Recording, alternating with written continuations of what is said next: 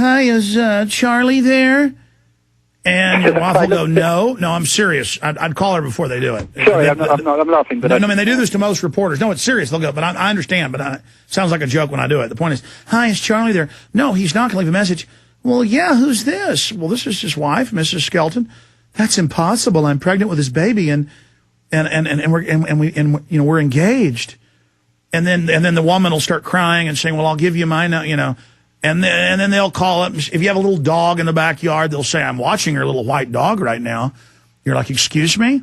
And then your wife looks out the window and the dog's there and goes, yeah, and that's when I'm going to stab you and rape you. So, I mean, it's the government. They're watching the dog while they do it. I mean, it's real, bud. These people call your women up. So I just want you to know these are hardcore criminals you're dealing with. I mean, Zbigniew Brzezinski wrote a book 2 years ago bragging that what we already knew, he funded Pol Pot to kill 35% of the Cambodian population. These guys, Mr. Skelton, write books bragging about who they've murdered. You understand? It's a very interesting point. What you're making there is that a lot of the documentation, a lot of the ideology behind the shift towards globalization, it's been printed. It's open. It's out in the open. It's kind of so big. The point I was making, I think, in one of my pieces, it's so big and so much out in the open. People don't see it. They're not reading the right books. They're not seeing the thinking that's behind it, which is, it's been published. It's, there are papers, there are books. The ideology is out there for everyone to see. And also, if you can, for one moment, take your eyes off, American Idol and the X Factor. You can see changes happening ever so slightly, incrementally, all the time around you. But the problem is, people just don't have to. It's becoming. I genuinely think it's psychologically impossible for a lot of people to notice and to think and to see. I do, and that's one of the great horrors. They've rendered us stupid. Well, most reporters get those calls that actually go to Bilderberg, so I'm just giving you a warning to let her know, since you're online, to just laugh Hannah, it off when they call. You had your warning, Hannah. Okay, so she's listening. Now, we appreciate your time. Do you have a website, books, writings, stuff you want to point people at? Apart from yours, no. Do you know what? I might start writing some more things on this subject. This is the first time I've tackled this subject in any way, and it's certainly I didn't set out to Athens thinking I'd be detained twice by the police. So I might write some more. Then again, I don't want my dog threatened. So I might just go back to writing jokes about anyone. Well, no, they're not threatening the dog. They will tell you, oh, you're there, just made yourself, it looks like, is that coffee or tea you're making there? Hello? Excuse me? And you're like wondering how they're looking at you. And it's like, that's right, bitch. I'm going to stab you and rape you to death. How's that sound? So I'm saying, and they'll say it just like that. So I'm just trying to give you an idea who these people are. I'm telling you, Mr. Skelton, I've been down the rabbit hole. You're starting to go down it. And you've opened up your first step into a wider world. And there's good things and there's bad things about it. But I'm just letting the listeners know, too, for folks, you ever wonder about the New World Order and who they are? These are murdering criminals. And these are the bankers, and we have this from inside Bilderberg, that are engineering the financial collapse. We said that 3 years ago today. We said they were going to engineer it, how they would do it, what they do with the stock market. We broke it all down. They rule the planet. And so we are here. This is happening. This is going on right now. And so I just want you to know that this is very, very serious. And the cop on the beat, he's just taking you to jail. He's probably not a bad guy. He's on a power trip. That cop is compartmentalized, too. His family's being destroyed. His future's being destroyed. His world's being destroyed by the very bankers he's criminally protecting. He has to break a law and violate your free speech under the EU Charter and under the laws of Greece. They break the law and keep taking you to jail. Beat the rap, can't beat the ride.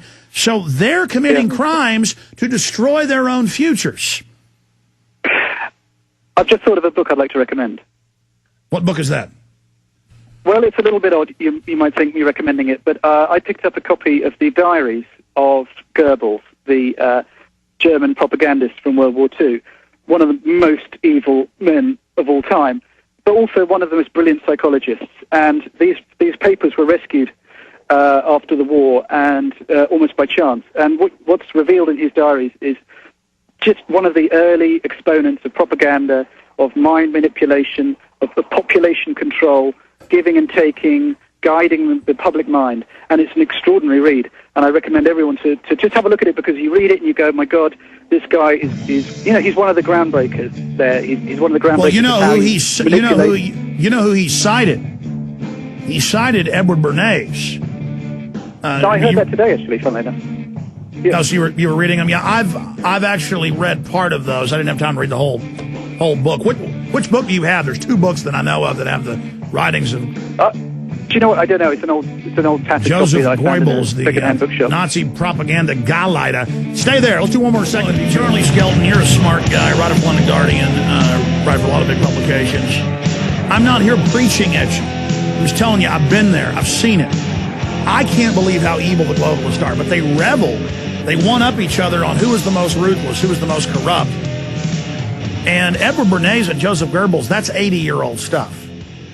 You know, when they were really in their heydays. And it's all being used today, but even more sophisticated. They fuse more than 100 different types of propaganda together where I can't even articulate it. I can just behold it and go, when I'm watching television, I mean, that's how scientific it is. And the wordsmithing and the twisting and the tactics. And but you're talking about Goebbels. That is good to read. I definitely want to have you back up in the near future. I want to get you up for 15, 20 minutes tomorrow. I won't keep you for 10 hours. If your cell bill's huge, it's $50 or something, send me a bill. I'll pay for it. So I appreciate you. We were going to try to call your hotel, but you got detained, and luckily we thought to get your cell phone earlier. And I know I've been, preaching at you, but you're there, arrested twice, released again.